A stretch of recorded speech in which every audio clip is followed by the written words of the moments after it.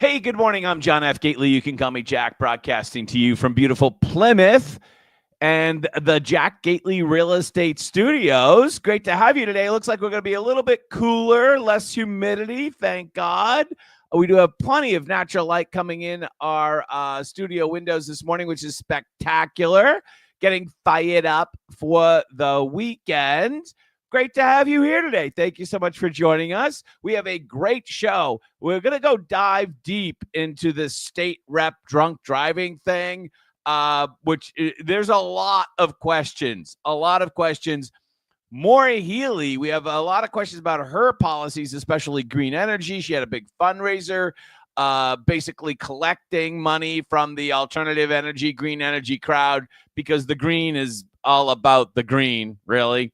And we have some very important updates on some other topics, including I was a guest on the Robinson Report. I know. I was so happy. And it was fun. It was fun to do the interview with Steve Robinson on the Robinson Report. So we'll talk about that in a lot of other stories. But before we get into that state rep situation, we do want to have a moment of silence for our can we call them colleagues? I'm going to say colleagues. Our colleagues in the media over at public media, GBH, WBUR, because last night they suffered a seismic event. GBH president and CEO Susan Goldberg on rescission and its aftermath. Basically, Congress approved a $1.1 billion federal funding cut, more or less, that is going to cut 8% of the budget at GBH, which is about $18 million. And this is from Adam Riley over at GBH. By the way, there are some good people over at GBH, I'm sure. I've never met Adam Riley, but I've definitely consumed a wide amount of his content over the years. And he's somebody that would have talent to go work at any media outlet, I think, in downtown Boston, or take his talents to the dreaded private sector, public relations, or whatever. But it is sad. It's a seismic event. Sue Goldberg is incredibly disappointed and think this is very short-sighted for the United States. Well, of course it is. It's going to cost her $18 million. Fortunately, GBH is going to survive. Whew. Thank God. I'm not saying that it's going to be exactly the same way it is now, but we are going to survive. But then she loses me in the next time. Sometimes hard times push innovation. That's exactly right, Susie. You see, when you're subsidized, you don't have to innovate. See how that works? But when you have to make it on your own, then you have to innovate. What do they say? Necessity is the mother of invention. But when you're propped up by the federal government and the taxpayers spewing the crap that you spew, then you don't have to innovate. Now you're going to have to innovate. Fortunately, she considers them creative people, and we've been on the cutting edge of innovation for 75 years. Oh, okay. And that muscle memory and those reflexes will serve us well at this moment. Whenever you use the phrase "at this moment," you've totally lost me. Am I right? Like, anybody who uses "at this moment," Congresswoman Mrs. Potato Head probably popularized that. At this moment, change can't wait, right? So sorry, GBH and BUR and all of you NPR commies all across the country. You're losing $1.1 billion today. Sorry, not sorry. Bye-bye. But you're going to have to compete in the marketplace of ideas without having to get subsidized by the taxpayer. You'll love it. Come on in, jump in. The water's fine. By the way, if you want to support this show, you can buy or sell a piece of real estate with me sometime over the next couple of months. If you know anybody that's buying or selling the next 30 to 90 days, hit me up, jackgately.com. Or if you want to take a real estate class, you can also find that link at jackgately.com. Or if you want to join my agency, jackgately.com. All right, so let's go to the report from Channel 5, State Representative Lon. Yeah, I don't want to make fun of anybody's name, but it is kind of a fun. Lon, Lawn, right? Yeah, State Representative Lon, Channel 5 has the news. Move coming after he initially pleaded not guilty at his arraignment. News Center 5's Todd Kaskiewicz is live in Boston with how this all unfolded. Todd. Jennifer, the resolution of this case is typical for first-time offenders, but it's the speed with which this whole thing happened within a matter of an hour versus weeks or months. That is what is so unusual in this case. Well, come on now. It's not unusual because he's a state rep, right? I'm a state rep. You see, Channel 5, what you don't understand, Channel 5, is that some people are more equal than others. He's a state rep, so he gets to resolve his OUI problem with one visit to the courthouse, where it would take a normal person months, as you just mentioned. But he's a state rep, so he's special. The defendant is State Rep John Lawn, a Democrat who represents Watertown. He was arraigned on charges of OUI and leaving the scene of an accident with property. His attorney, by the way, is Charlie Flaherty's kid, who I used to know. Damage.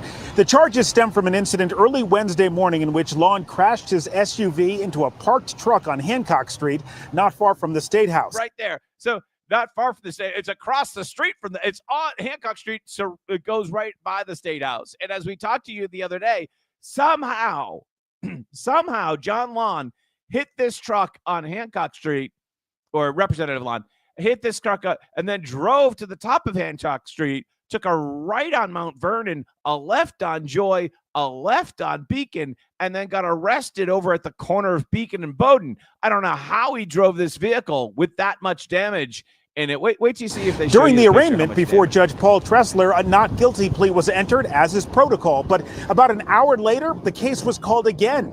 And Representative Lawn admitted to sufficient facts, acknowledging that the evidence would be enough to convict him. We'll get to the sentence in just a moment. But first, isn't that nice, D.A. Hayden, for kind of sweeping this quickly, right? I know the outcome is pretty much like what everybody else gets, but boy, gee, you could have pushed this, but no, let's sweep it and get it over with as soon as possible, right? He's a state rep. the state rep's apology after court. I deeply regret my actions the other night. I take full responsibility for them.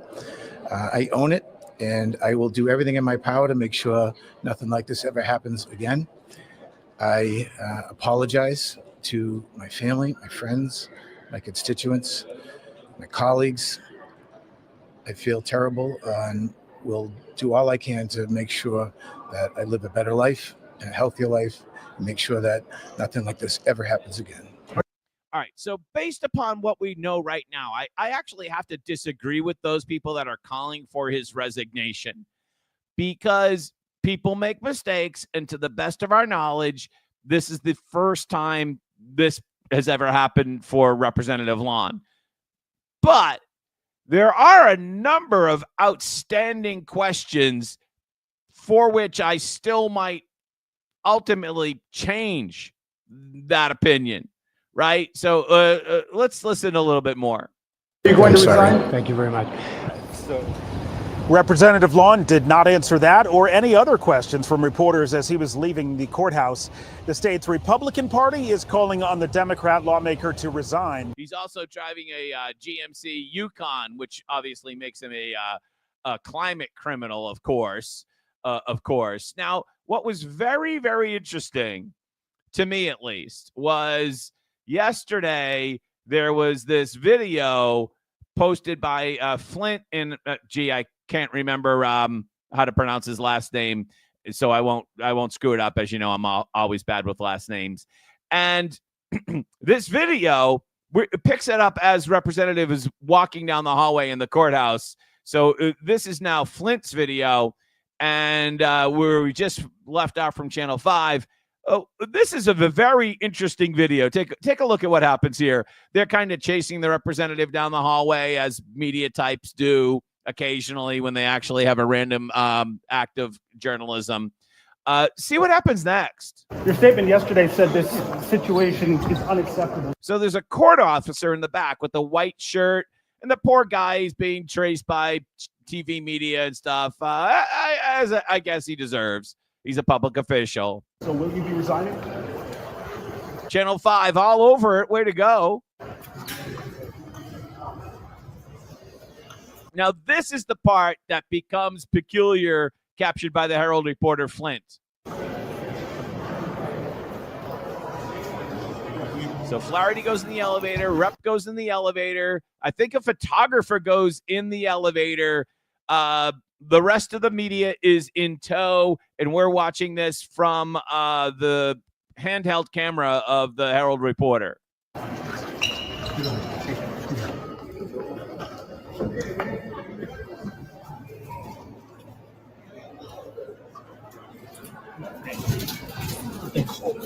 Ooh, a little testy there, huh? A little testy. I think he said, "Don't get any closer." And you can. My head's in the way, but we'll show you in a second. The court officer follows them into the elevator. And Flint, the reporter from the Herald, said that, if I have this right, that he was physically jostled. If I understand, he physically shoved the reporter. Massachusetts John Lon says he's sorry. At the end of the video, an unidentified man in his party physically shoves me out of the way and blocks the elevator. Well, that's peculiar. I wonder who that person is. Who is this guy in the elevator? Let's go full screen so you can see its face a little bit better. Who is this guy in the elevator? He didn't appear to be armed. There were some people that speculated that he could have been a law enforcement officer. Didn't have any identification. Maybe he shouldn't. Maybe he should be quiet. But he didn't look like he carried a weapon or anything like that. There is the court officer there. How many court officers do you know that are assigned to escort OUI defendants out of the courthouse? Right? So that's special treatment in and of itself. And who is this man here that blocked the media and also, according to Mr. Flint, physically shoved Mr. McLaughlin? Oh, God, I can't pronounce his name. Forgive me. Who physically shoved the reporter, Flint, out of the way? Who's this guy? Right? Who is this guy? Because he seems to be on some type of like assignment to protect State Representative Lon. Who the hell was he? And why is he shoving reporters out of the way? And what gives him the right to do that? Meanwhile, you gotta notice that the state rep, in changing his plea within the hour, subsequently basically also avoids any type of trial and investigation. So the beauty of having this thing resolved in one visit to the courthouse is that for Representative Lon, it means that we're not going to know much more about what happened. Basically, he said, "You got me." And the DA Hayden was like, "Okay." And yeah, because they're all Democrats, right? All Democrat. And so we'll never really get to the bottom of what happened. How was he able to actually drive his vehicle zigzagging through the streets of Beacon Hill to the exact opposite side of the state? We're probably never going to find that out. But what remains an outstanding question is, where did he get drunk? Right? Where did he get drunk? Because we can now say that he was drunk because he is now admitted to sufficient facts, right? It's no longer an allegation. He's admitted it. So the speaker says no boozing went on in the State House. No boozing went on at the State House, the speaker says. Okay. What happened next, however, is a different story. So, having worked at the State House, though I understand it was a long time ago and cultures change, I will tell you that at least when I was there wasn't actually a lot of boozing at the State House, except for that time where Cheers, remember Cheers, the TV show? Cheers, the TV show ended, and the whole cast actually came to the State House, and that was a party. That was a party. And, of course, there have been other occasions where there's been a lot of parties at the State House, for sure. Some authorized and some not. In my experience, most of the boozing has been at bars and restaurants nearby, paid for by lobbyists. Right? Why drink in your office where you have to pay for it when the lobbyist will pay for it across the street? Yeah. But what happens after you straggle back to your State House office at dark 30? I don't know. I'm certain that there might not be boozing at the State House, but there might be extracurricular activity that does occur under the Golden Dome, so to speak. So he says, the speaker says, if we're going to look at this story here, he did not drink at the State House. He did not have a drink at the State House. Mariano said with certainty the fellow House member was sober when he left the People's House. Wrapping himself in this dignity, the dignity of the People's House, where these people every single day they disregard the people. But when one of their members is accused, it's the People's House. First, Representative Lon said he was leaving the State House. He was drinking at an event at the State House, he told police, according to police report. However, yesterday, all of a sudden that changed, and he was at a private residence. So what he told the state police when he was inebriated, and maybe there was no barrier to telling the truth, he told the state police he was at the State House. But now that he's sobered up, he was at a private residence. He was at a private residence, and he also is now saying this after the speaker told him, don't tell anybody you're drinking at the State House, right? It's the People's House, where there are private events all the time where alcohol is allowed. That's true. I mean, there's even like weddings at the State House from time to time. It's a place of business and historical institution the rest of the time, but it's more than just an office building. Of course, you know, like draping themselves in the purity that they corrupt daily, right? Thank you, Speaker Mariano, for doing that. We'll probably never know. But I would imagine that there is video. There is probably video from public sources like State House cameras, other cameras in the area, at private doorbell cams, private security cams, because now he's driving back on Beacon Street. I'm guessing, obviously, this is not a federal case, and federal agents are not going to be knocking on every single door. But I'm guessing that somewhere, somebody's Ring doorbell has video that tells what really happened, right? Yeah, somewhere. Him walking to and from, I'm guessing he probably parks at 1 Ashburton. So how did he get to the garage? Did he take an Uber to the garage? Did he walk back to the garage from the private residence? Like, there's a lot of questions of what happened here, most of which, of course, we'll never hear about. because it's Beacon Hill and you don't deserve to know. Ron says PBS brought it upon themselves. Yeah, they did. I'm not crying for them. Tough luck for them. Too bad. Too bad for them. Like, who cares? They'll have to compete in the open marketplace of ideas and the business marketplace for media, which, if you haven't noticed, has been I don't want to say, has been a changing landscape.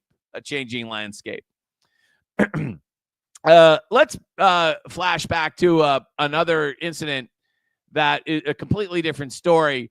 When I first heard it, as some of you know, I have family that lives in North Andover. I know a lot of people in North Andover, and I don't know this person in any way, shape, or form, but I was just kind of like plugged into the local scuttlebutt in town, and they told me that the situation with the officer up in North Andover was complex, and she has now made a statement, which is now I feel more comfortable talking about it. But Kelsey Fitzsimmons now says that she struggled with postpartum depression, but never threatened her son. She says she was shot by a colleague while trying to take her own life. Basically, she said she put the pistol to her own temple, and then the colleague, also with the North Andover Police Department, shot her as she attempted to take her own life. Wow. That's really almost hard to kind of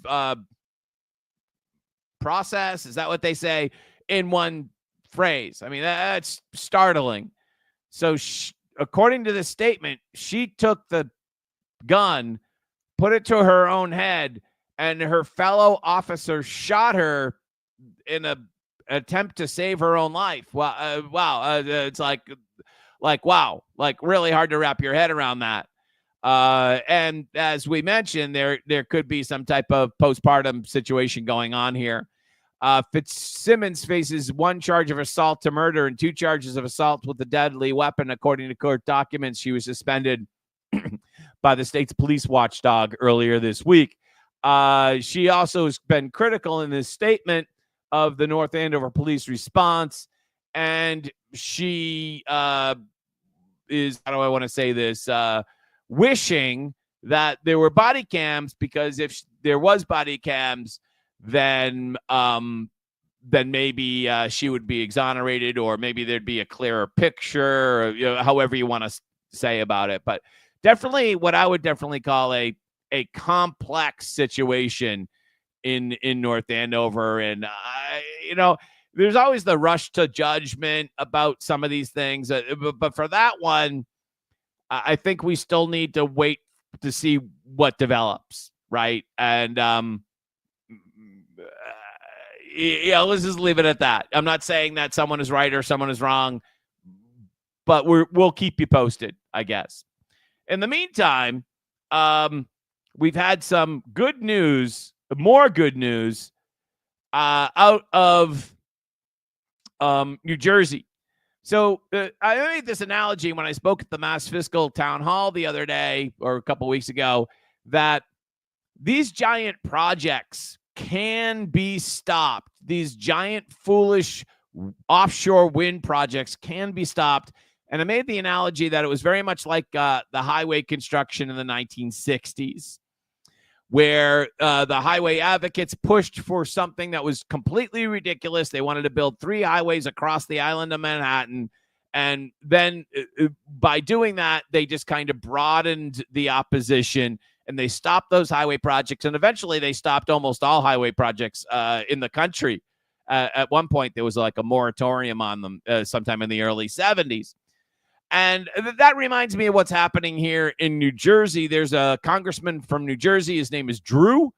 And he was highlighted on Fox News the other day. Take a listen to what they've accomplished in New Jersey, stopping offshore wind. And I still think that we can do that here in Massachusetts. Massive, hideous, and expensive wind project was scrapped, sparing the state's shoreline. And the president thanks one Republican fighter for making that happen. And that fighter He's right here with us right now, the New Jersey Congressman Jeff Van Drew. Congressman, as a kid, I was in Belmar and Spring Lake, up and down the shore. I can't imagine literally looking off and seeing this hideous, NIMBY program that liberals love. I'm so glad you fought this. Thank you. You know, I've seen a lot of bad projects over the years, but this is truly the worst. Bad for the ratepayer. The energy would cost more. Bad for the fishermen. Really hurts the fishing areas. Bad for tourism. Bad for national security. Interferes with radar. Let me just summarize, Representative Drew. Bad for the environment. Bad for the ratepayer. What was the other one? Bad for national security. Bad for energy because we rely on foreign companies. They're all foreign for our energy. Bad for energy, bad for tourism. This is truly about internationalists making big dollars that don't care not only about the Jersey Shore, about America and the whole coast. It was so terribly disappointing. And thank goodness the president has stuck with me on this. We've been fighting it for years and we're really gaining, and we've stopped a lot of these projects. Talking to people who are. So we haven't stopped all of the projects, but this situation in New Jersey is a step in the right direction. We still have Empire Wind and Vineyard Wind and all sorts of other projects out there that need to be stopped. But the key is that you stop the first one, just like they stopped the highway from going through Greenwich Village. That was the first domino. And then after that, and Trump more or less has been very good on this issue. There does seem to be, and I'm not completely up to date on this. I'm going to take a little liberty here, but there does seem to be some type of deal that he seems to be crafting that would allow Empire Wind to be built in exchange for getting a gas pipeline to be built through New York State. So little horse trading going on there. It seems little grudge, a little game of chicken on those. We'll see how that comes out in the end. In the meantime, here in Massachusetts, your governor and your leaders are doing exactly what Congressman Drew just mentioned, and it's all about the money. It's all about the money. It's about internationalists, as Congressman Drew called them, or your local politicians. So as been described many, many times, for whatever gravy train it is. And let's just go back to the highway gravy train. You have a state agency who thinks they can solve a problem by building highways. And that problem back then was, we'll build a highway and it will alleviate the traffic. But the truth is actually the highway created the traffic. But right. And then the contracts come out. And the contractors get rich. And then the contractors have to circle back some of that money to the big guy, basically, right? 10% for the big guy. And that's what happened yesterday with Maura Healey. She was able to dip her beak in, get her beak wet, and pick up some of the money.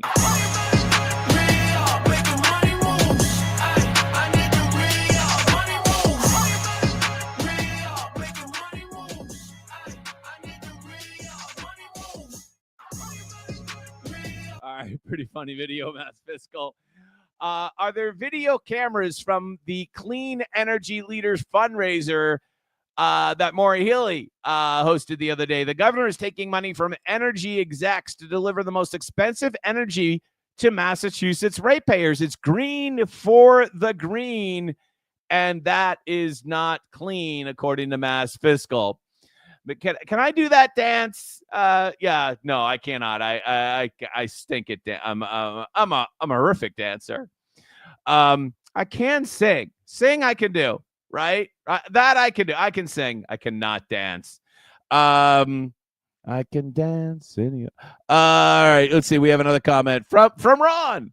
Wasn't he a former Democrat? You know what, Ron? I think he may have been a former Democrat, but I'm not going to hold that against him. Right? Because actually, let me let you in on a secret, Ron. It's just you and me right here, right, Ron? I'm a former Democrat. All right. So in the meantime, basketball Karen is a lying piece of shit, according to Kimberly Moore.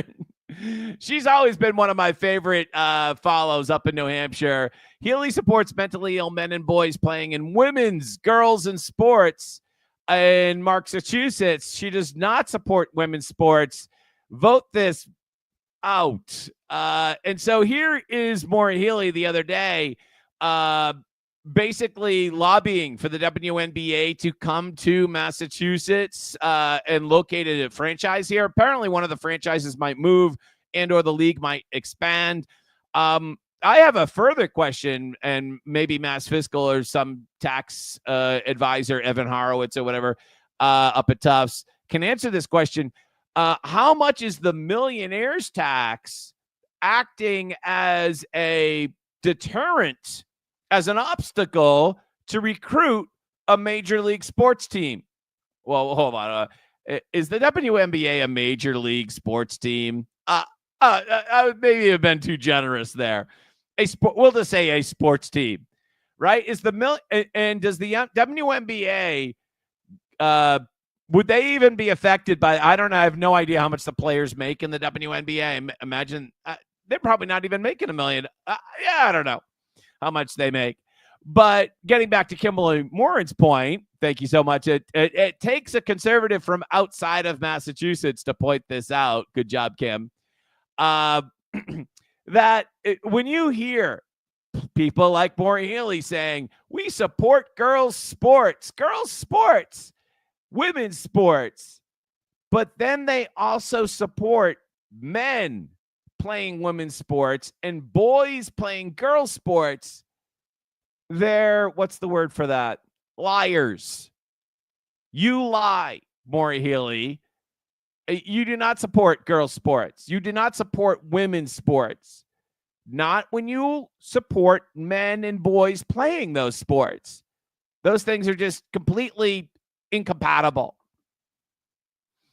And you're a hypocrite for saying so. What is up next? Mike Keneally made a good statement yesterday. He's running for governor, as you might know. I will never accept a situation where a potentially violent criminal walks the streets because of bureaucratic dysfunction. Justice should be one of the first functions of government that gets funded, not the last. Well put. The House Ways and Means chairman says that the problem, as we'll call it, of the bar advocates looking for the raise, the bar advocates who have stopped taking on additional cases, and now it's been more than 45 days, so people are getting their cases dismissed because they don't have a public defender. People are getting released from jail because they don't have a public defender, including the man who allegedly strangled his pregnant 6-month pregnant wife. I think that was in South Boston. It's a $100 million problem. If the bar advocates got the raise that they wanted from $65 to $100, which is what? Someone do the math. What percent on that is a raise, right? It's $35. They're getting $65 now. Bueller? Yeah, that's a big raise. But if they got the raise, it'd be $100 million, apparently. Or maybe, somewhere in that ballpark. Up to, we'll call it. But Maura just spent billions on illegal immigrants, and the state just spent $5 million in this fiscal year for illegal immigrant lawyers so they could fight their deportations. In the meantime, Democrats are letting alleged criminals back on the street, which actually seems completely on brand for them, doesn't it? They claim to be concerned about this, but actually they're pro-criminal. And so secretly, they're probably very happy to see all of these criminals released. That is what they stand for, isn't it?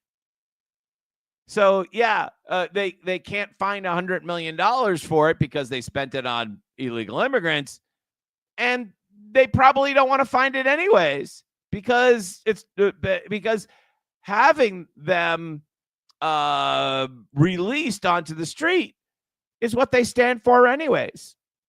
Disgusting. Yesterday, victimless. A lot of people just say, "Oh, it's just report." weed." Hold on, let's do The that. problem the other is- way. Hold on, let's do that the other. Yesterday, I was on the Robinson Report. That was pretty cool. Let's bring this up a different way. Here we go. Here, that's better. That this isn't victimless. A lot of people just say, "Oh, it's just weed." The problem is, and you've covered this at the main wire so many times, it's not for really me to say, but I'm only saying it because we haven't touched upon it yet. The weed that is being grown in these illegal marijuana grow houses all throughout Maine, and apparently now we're at the tip of the iceberg here in Massachusetts, is not the same weed that the 43-year-old mom that breaks bad and goes to the dispensary from Hingham.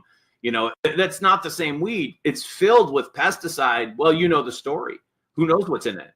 Yeah, I mean, it is. There's a reckless disregard for the end consumer, and we know that there's Chinese-made pesticides coming in. They're importing them illegally. They're using them illegally. They're dangerous. They're toxic. There's no registered use for them. It's not like you're taking a pesticide that's meant for tomatoes and applying it on a different plant without a license. It's totally different from that. These are like nerve agents that they're using. Nerve agents in your illegal weed. So, I understand to get a lot of criticism say, Jack, it's only weed. It's no big deal. But let me just tell you, this is not the same weed from Fast Times at Ridgemont High, right? It's not. It's not. God knows what they're putting in today's weed, because they're not growing it in the desert of Mexico. They're growing it in these controlled grow houses, mostly in Maine, but now we're finding out even more so in Massachusetts, where they block off all the windows so that they control all the light source, because when you control the light source, you can kind of trick the plant into growing healthier and bigger and all that stuff faster.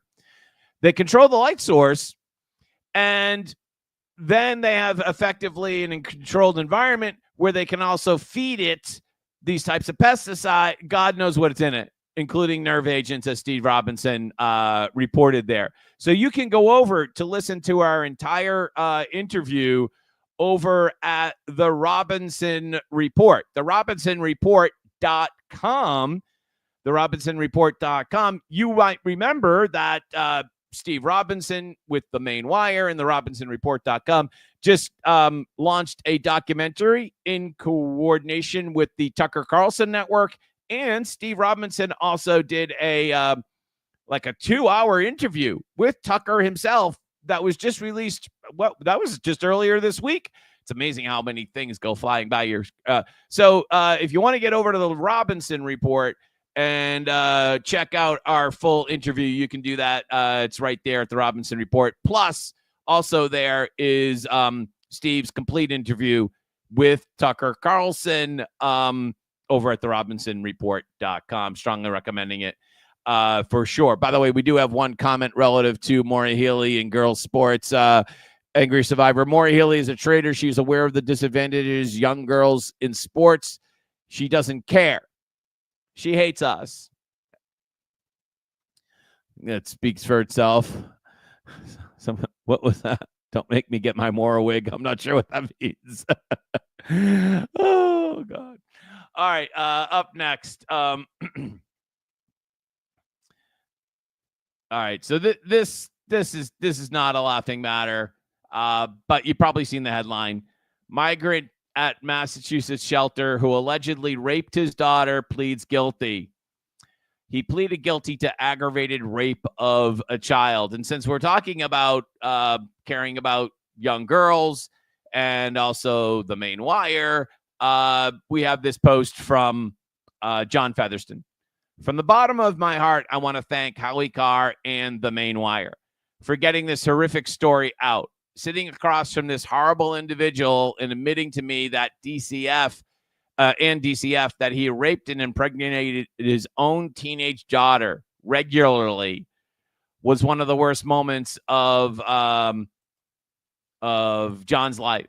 Shame on Mass Governor and the DA Ryan for allowing him to walk the streets for 8 months after his admission.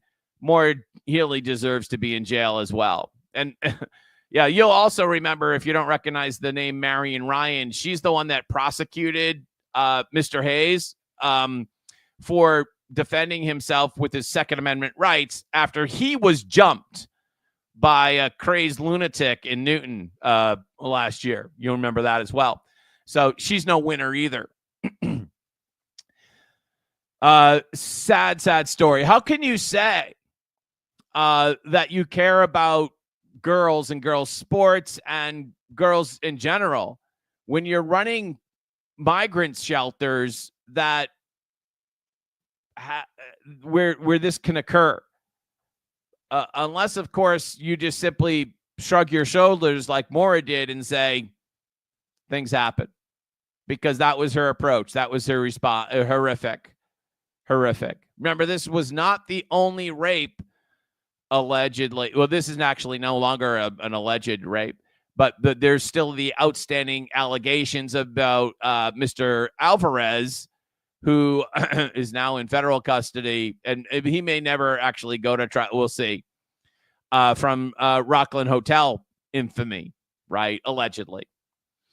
In fact, now that I'm putting two and two together, I think that's actually the only time that I met that Herald reporter, Flint, who I can't pronounce his last name. Sorry, pal. I think I met him at the Hingham Courthouse at Corey Alvarez's arraignment or something like that. Meantime, strangely enough, Maura Healey, now that she's back at work from France, has extended the emergency shelter powers. She's extended the emergency shelter powers because, and she's saying it's demand prompts an extension of emergency shelter powers. The average stay for somebody in emergency shelter is about a year. The average stay is about a year. Theoretically, there's a 6-month limit, but the average stay is a year. How is that possible? And it's not demand, because demand is dribbled to a trickle. Because why? Why, class? Bueller? Anyone? Bueller? Because of Orange Man bad. Close the border. And so is Logan Airport full of illegals anymore? No. Are people crossing the Rio Grande at Eagle Pass anymore? No. Can you arrange your arrival into the United States with an app on your phone? No. All of that is over. It's wicked over. Wicked over. And so it's not so much demand, it's your mismanagement. By the way, Beacon Commonwealth, whatever the hell you're called. This is actually posted by State House News, which is starting. Beacon, we've criticized Commonwealth Beacon for moving even more left than they already were since Bruce Moll retired. They were already pretty left to begin with, but they've even taken even a farther left turn. State House News Service has also noticeably taken a left turn in the last, I would say this calendar year. State's emergency assistance shelter system is still not capable of meeting all current and projected demand, housing Ed Augustus determined last week as he extended his authority to impose a 6-month stay limit and other limitations. There's still 3,300 families in the program. Let's remember that this program cannot be, how do we want to say this, reformed. Our Republican candidates for governor think that they can reform it. They think that if they put some reforms in and if they managed it better, it could be okay. It cannot be. It has to be 100% and absolutely scrapped. Remember, we are the only state in the country with this program. It is not a right to shelter. It is simply a general law. And literally the first sentence of the law says subject to appropriation. We are not taking away an entitlement if we repeal the law, which is what we should. If after we repeal the law, we want to have a discussion about providing housing to, say, domestic violence victims or veterans, then, okay, let's have that chat. And let's keep it maybe targeted to those two populations. But understand that no other state in the country has this law. And no other state in the country wants this law. Nobody is turning to Massachusetts and saying, yeah, we should do that. Nobody. New York City. Yeah, what about New York City? They are under a consent decree. That is completely different. They don't have a choice. We do. We should scrap the law and start over again. Chester Tam for the win. Good morning, everyone in Massachusetts. Who would like to see Scott Pressler come to our state to help collect signatures for voter ID? Right? I mean, we do this video all day long and do this live stream, but let's talk about something positive. Mass needs election integrity. Follow Mass Fair Elections for more information. Scott Pressler, the persistence. If we can get enough volunteers, I will come to Massachusetts to help get voter ID on the ballot in 2026. That's a promise. Wow, that does sound promising. I mean, you need ID to do 1,000 things, right? Including, if I may add, I had to give my ID to go to 1 Ashburton Place to pay my $500 LLC renewal. Right? There's no longer can you just walk in to 1 Ashburton Place because like you own the building. Because I don't know if you know this or not, but you do own the building. Instead, you're labeled a visitor. I'm not a visitor to 1 Ashburton Place. I fucking own 1 Ashburton Place, and so do you. I'm not a visitor. I own it. But I have to show my ID to go to 1 Ashburton Place, and you should, and to do 1,000 other things, renew your registration, drive, but not to vote, not the fundamental function of our small d democracy or republic, however you want to call it. So, way to go, Chester Tam and Scott Pressler and Mass Fair Elections. Let's make this happen. Let's put voter ID on the ballot for 2026. It's been great to be with you. Thank you so much for joining us. I have an insanely busy today. So, yeah, we'll see you Monday. Oh, Hidden Gems returns tomorrow, 8 a.m. Season 2, episode 1, tomorrow, 8 a.m. Talk to you later. Bye-bye.